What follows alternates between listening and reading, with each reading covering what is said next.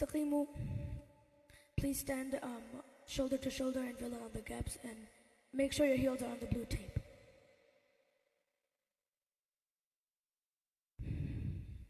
لا قوة إلا بالله العلي العظيم والصلاة. الله أكبر الله أكبر.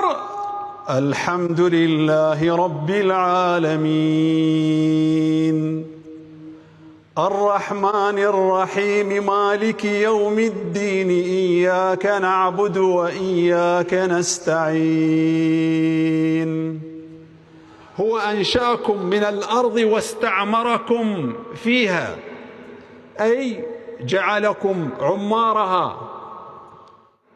قال سبحانه: ولا تسرفوا إنه لا يحب المسرفين.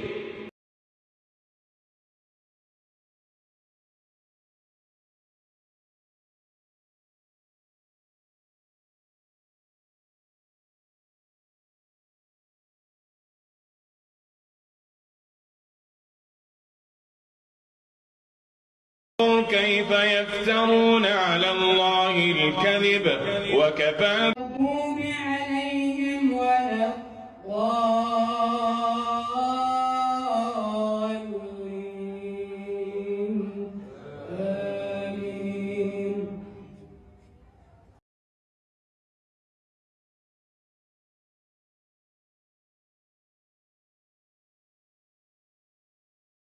दुबई एक इस्लामिक शहर है, लेकिन उनके काम मुसलमानों वाले बिल्कुल भी नहीं है। हाल ही दुबई में एक मंदिर को तामीर किया गया है ताकि बहुत से हिंदुओं से टूरिज्म के जरिए पैसे कमाए जा सके। लेकिन जब इस मंदिर के उद्घाटन की बात हुई तो दुबई के ऊपर एक पनौती सी छाई हुई है। एक दिन दुबई में अचानक से काले बादल, तेज बारिश और बिजली की शुरुआत होती है। ये तूफान इतना तेज होता है कि लोगों का घरों से निकलना मुश्किल हो जाता है। लेकिन ये बात सुनने में बहुत ही अजीब लगती है, जहाँ पर बारिश का नामो निशान ना हो और अचानक से इतनी तेज बारिश हो जाए कि पूरा शहर पानी के सैलाब में डूब जाए। कुछ लोग इसको करिश्मा बोलते हैं तो कुछ इसे कयामत की निशानी बताते हैं। लेकिन आपको क्या लगता है, कमेंट करके जरूर बताएं और हमारे चैनल को सब्सक्राइब करें।